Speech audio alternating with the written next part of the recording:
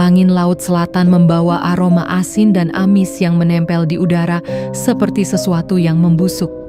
Malam itu berat, langit tertutup awan hitam, dan laut di bawah tebing berdebur seperti dada raksasa yang sedang menahan amarah.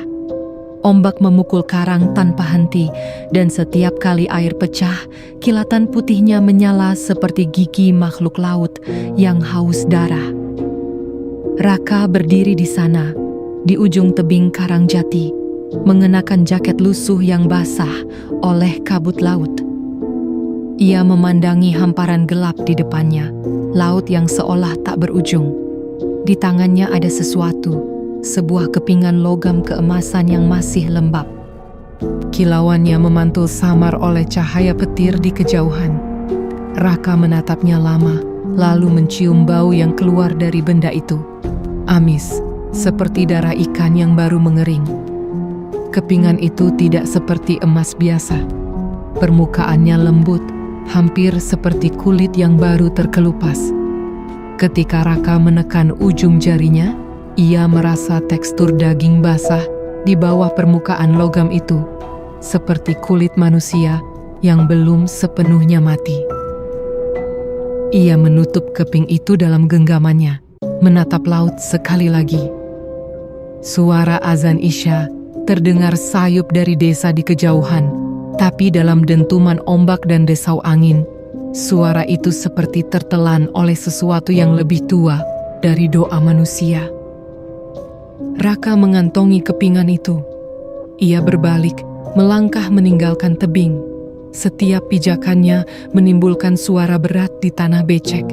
Di belakangnya, laut terus bergemuruh seperti memanggilnya kembali.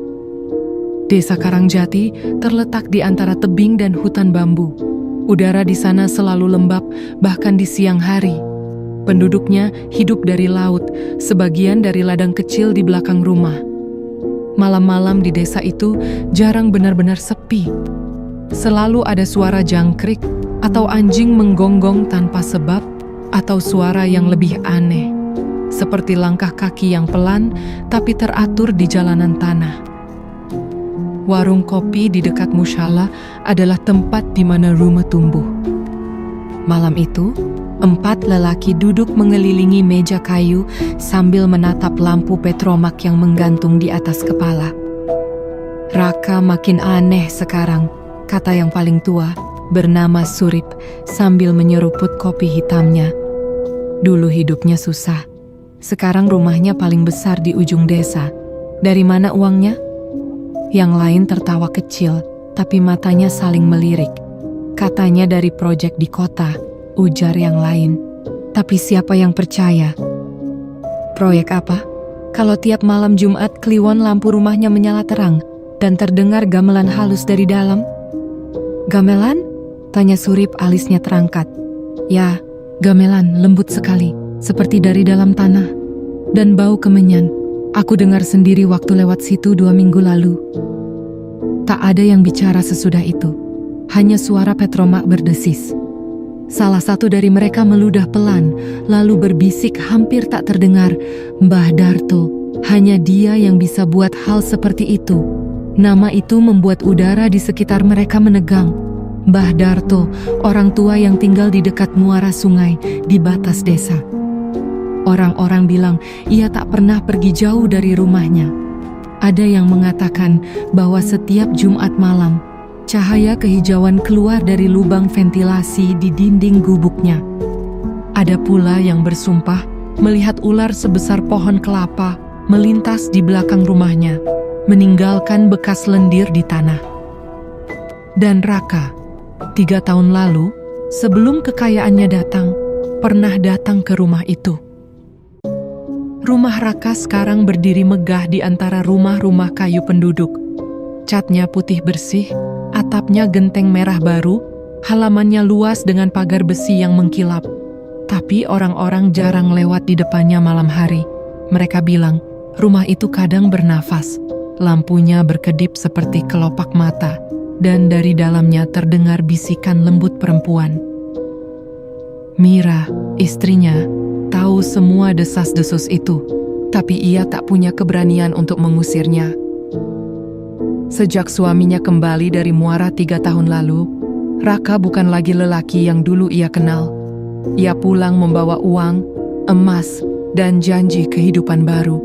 Ia membangunkan rumah besar, membuka bengkel motor di kota, membeli mobil. Tapi di balik senyumnya, Mira melihat sesuatu yang lain. Dingin, jauh, seperti matanya tak benar-benar melihat dunia ini. Malam itu, saat jam dinding menunjukkan pukul 10, Mira duduk di ruang tengah sambil menunggu suaminya. Hujan baru saja reda. Udara lembab menempel di dinding, dan lampu minyak di meja bergetar diterpa angin. Dari arah luar, terdengar langkah kaki yang berat mendekat. Ia menegakkan badan. Pintu kayu berderit terbuka, dan Raka muncul di ambang. Bajunya lembab, sepatu berlumur tanah. Di tangannya ada bungkusan kain lusuh yang diikat tali. Ia menatap istrinya sebentar, lalu berkata pelan, "Sudah tidur?" "Belum, Mas." "Dari mana?" Suara Mira ragu. Raka hanya menjawab, "Bengkel," lalu berjalan ke kamar mandi tanpa menatapnya lagi. Tak lama kemudian, terdengar suara air mengalir. Bau sabun bercampur kemenyan merambat keluar dari celah pintu. Mira menatap bungkusan di meja. Ada sesuatu di sana yang berkilau di bawah cahaya lampu minyak. Ia mendekat perlahan, membuka sedikit ujung kain. Di dalamnya, kepingan emas. Tidak besar, tapi tebal dan berat. Namun yang membuatnya tercekat bukan itu. Di permukaan kepingan itu menempel sesuatu seperti kulit kering yang mengelupas, tipis, dan sedikit berlendir. Ia menahan napas. Bau amis menyengat hidungnya. Saat disentuh, benda itu hangat. Tiba-tiba pintu kamar mandi berderit. Raka berdiri di sana, menatapnya dalam diam. Wajahnya pucat, rambutnya basah menempel di dahi. "Jangan sentuh itu," katanya pelan tapi tegas. Mira mematung. Raka berjalan mendekat, mengambil bungkusan itu, lalu membawanya ke kamar. Ia tidak menjelaskan apa-apa. Pintu kamar ditutup rapat, dan tak ada suara lagi selain detak hujan yang kembali turun di atap rumah. 3 tahun lalu, di malam ketika Raka kehilangan segalanya, ia berdiri di muara sungai dengan wajah basah oleh air mata dan keringat. Hutang menumpuk, bengkel disita, dan istrinya yang sedang hamil menangis di rumah kontrakan mereka di kota. Ia datang ke muara karena suara di kepalanya memanggil, suara Mbah Darto. "Kalau kau ingin bangkit," kata suara itu, "datanglah malam Jumat Kliwon. Jangan bawa siapapun, bawa sepotong kain putih dan niat yang bulat." Raka datang seperti yang diperintahkan. Malam itu langit gelap tanpa bulan. Hanya suara serangga dan deburan laut yang terdengar. Di tepi air, Mbah Darto sudah menunggunya, mengenakan kain hitam dan memegang dupa yang menyala. "Kau siap?" tanya Mbah Darto. "Saya ingin menebus hidup saya," jawab Raka. "Bukan menebus," kata Mbah Darto. "Menukar." Raka tak paham maksudnya, tapi ia mengangguk. Dukun tua itu menancapkan dupa ke tanah, lalu menggambar lingkaran dengan pasir dan darah ayam hitam. Angin tiba-tiba berhenti. Suara malam lenyap, dan dari arah laut terdengar suara seperti bisikan yang panjang, dalam, dan memanggil-manggil nama Raka. Dari tengah air, muncul kabut hijau. Kabut itu berputar, lalu perlahan membentuk siluet perempuan. Rambut panjang, tubuh ramping, kulitnya bersinar di bawah cahaya samar. Ketika wajahnya tampak jelas, Raka terpaku, cantik, tapi bukan kecantikan manusia. Matanya hijau seperti mata ular, dan senyumnya membuat dada Raka bergetar. "Aku dengar panggilanmu," katanya lembut. Suaranya seperti nyanyian yang tak ingin berhenti.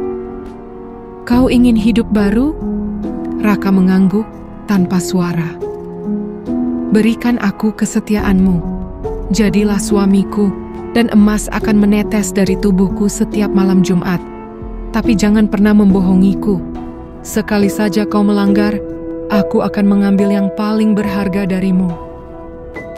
Raka menatap perempuan itu. Ia seolah tak bisa menolak. Dalam kabut itu, tubuh perempuan itu bergetar halus. Kulitnya di punggung mengelupas, meneteskan cairan keemasan yang jatuh ke pasir dan mengeras menjadi kepingan emas. Mbah Darto tersenyum dari kejauhan. Malam itu, Raka berlutut dan mengucap janji. Kini, setiap kali malam Jumat Kliwon datang, rumah Raka tak pernah sepi dari cahaya. Kadang-kadang, Mira mendengar pintu kamar berderit pelan di tengah malam, lalu suara langkah ringan menuju ruang tengah. Pernah sekali, ia terbangun dan melihat bayangan perempuan di depan cermin. Rambutnya panjang sampai lantai, kulitnya berkilau keemasan, dan ekor panjang bersisik menyapu ubin sebelum menghilang di balik pintu. Ia mencoba menganggapnya mimpi, tapi sejak malam itu, bayi mereka yang masih dalam kandungan sering menendang keras setiap kali suara gamelan halus terdengar dari kejauhan. Dan di meja makan, setiap pagi selalu ada sesuatu yang baru, emas, kalung, atau gelang, dengan bau amis yang sama seperti laut di bawah tebing Karangjati. Pagi berikutnya, Raka duduk di teras sambil menatap halaman. Burung-burung di pepohonan diam, seolah enggan berkicau. Di tangan kirinya, ia memutar kepingan emas yang tadi malam ia sembunyikan di kamar. Di permukaannya, ia melihat bayangan samar wajah perempuan itu, tersenyum dengan mata seperti kaca. Mira datang membawa kopi. "Mas," katanya hati-hati, "aku lihat di bungkusan itu ada yang aneh. Itu dari mana?"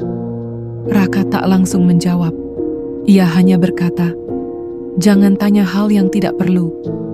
"Mas, aku takut," lirih Mira. Raka menatapnya.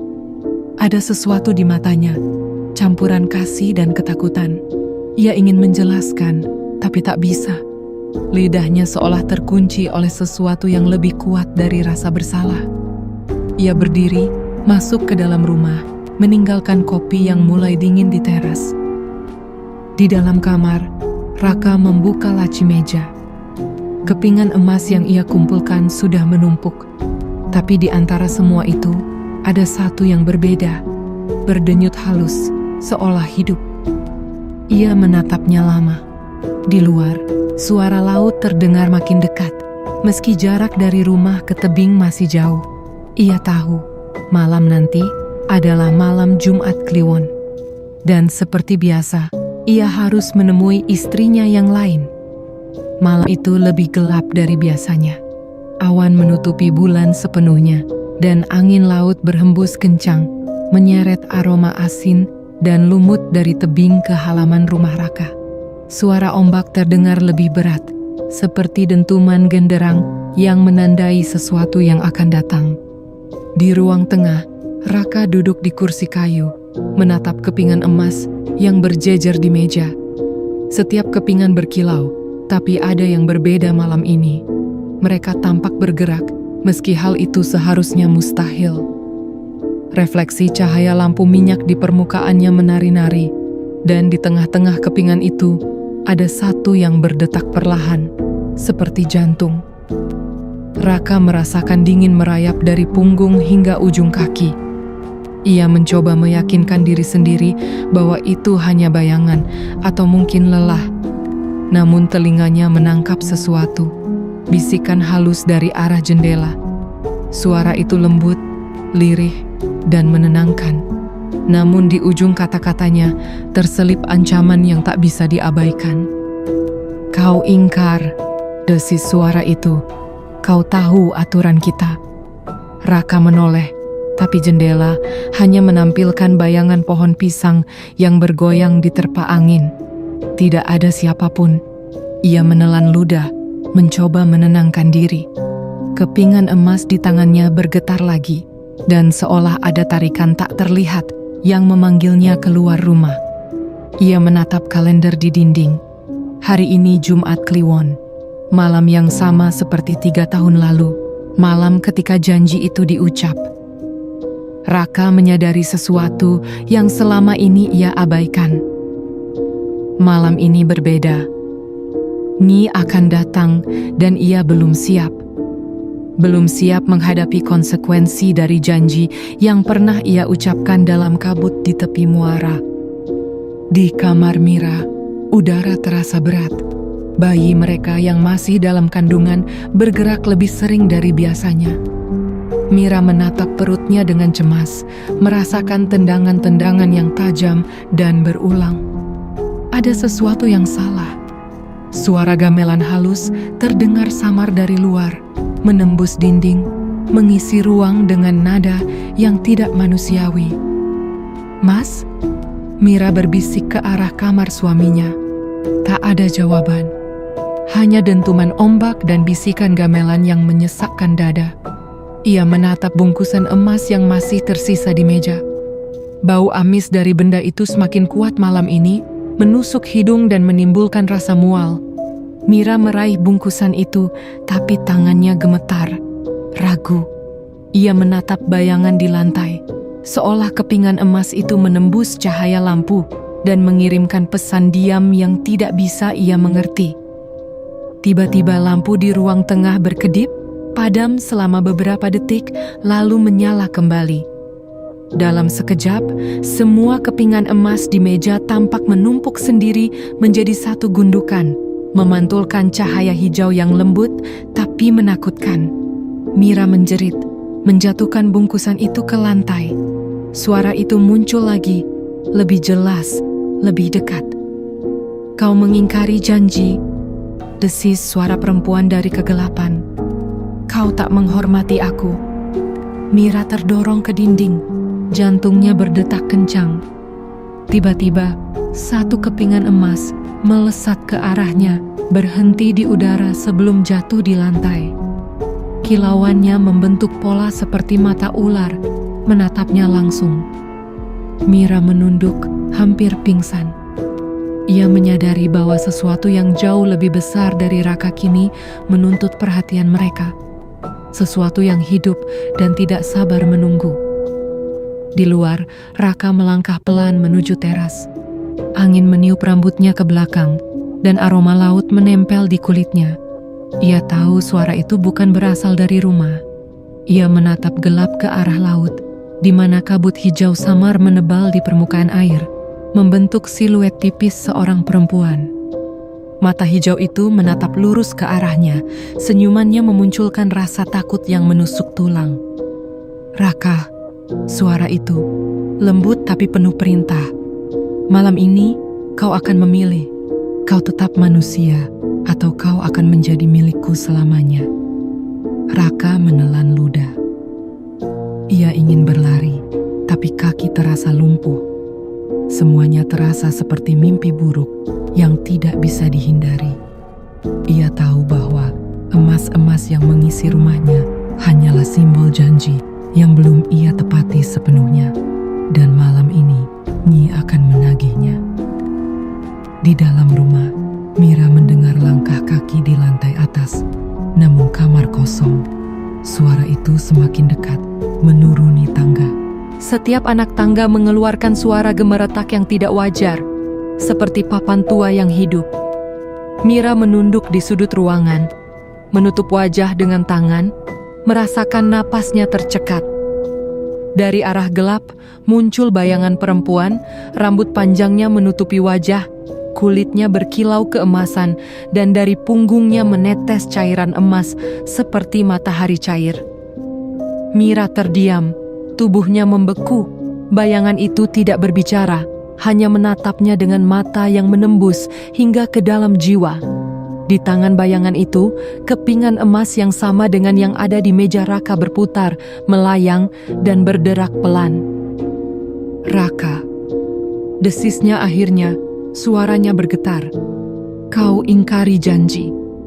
Aku akan mengambil yang paling berharga darimu."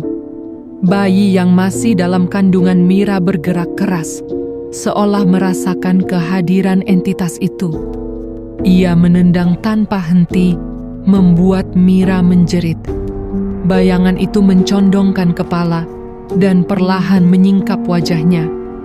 Mata hijau bersinar, senyum tipis yang menakutkan, kulit yang mengelupas di beberapa bagian punggungnya meneteskan emas ke lantai.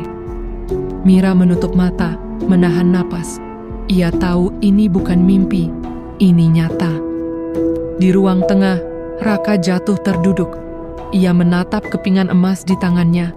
Setiap kepingan kini berdetak seperti jantung, dan dari dalamnya muncul bisikan tak berkesudahan yang memanggil namanya. Ia sadar, ritual 3 tahun lalu tidak sekadar memberi kekayaan. Ia terikat oleh janji yang lebih tua dari dirinya. Malam ini, janji itu menuntut pembayaran. Langit di luar memecah, kilat menyambar. Kabut hijau menyelimuti halaman rumah, mengaburkan batas antara bumi dan laut. Angin menderu. Dari kegelapan itu, suara lembut tapi dingin terus berbisik. Kau memilih sekarang, Raka, pilihanku atau kehancuranmu. Raka menunduk, terengah, dan merasakan getaran di seluruh tubuhnya. Ia tahu, tidak ada jalan mundur lagi. Malam ini, titik pemicu teror telah dimulai. Sesuatu yang ia panggil istri kedua telah memasuki rumahnya dan tidak akan pergi tanpa menuntut haknya sepenuhnya. Malam-malam berikutnya, rumah Raka mulai berubah. Tidak ada yang benar-benar terlihat, tapi semua terasa salah. Langit-langit terasa lebih rendah, dinding seolah menekan, dan setiap langkah di lantai kayu menimbulkan gema aneh yang tidak pernah terdengar sebelumnya. Suara gamelan halus kembali terdengar, seringkali ketika tidak ada seorang pun di ruang tengah. Nada-nadanya berulang, seperti menunggu sesuatu untuk terjadi. Mira merasa terganggu. Ia mencoba menganggapnya mimpi, tapi setiap kali ia menutup mata, bayangan perempuan dengan kulit berkilau emas muncul di balik kelopak matanya. Bahkan bayi dalam kandungannya sering bergerak tidak wajar, menendang dengan ritme yang serupa dengan suara gamelan itu. Mira mulai kehilangan tidur, dan malam-malamnya diisi dengan ketakutan yang halus tapi konstan. Raka, di sisi lain, mencoba berpikir logis. Ia menutup semua jendela, mematikan lampu minyak, bahkan menyingkirkan semua kepingan emas ke dalam laci, berharap bahwa dengan mengabaikannya, semua akan kembali normal. Namun setiap malam, bungkusan baru muncul, kepingan emas berserak di lantai, dan aroma amis yang menusuk hidung tetap ada, seperti jejak makhluk yang tidak pernah tidur.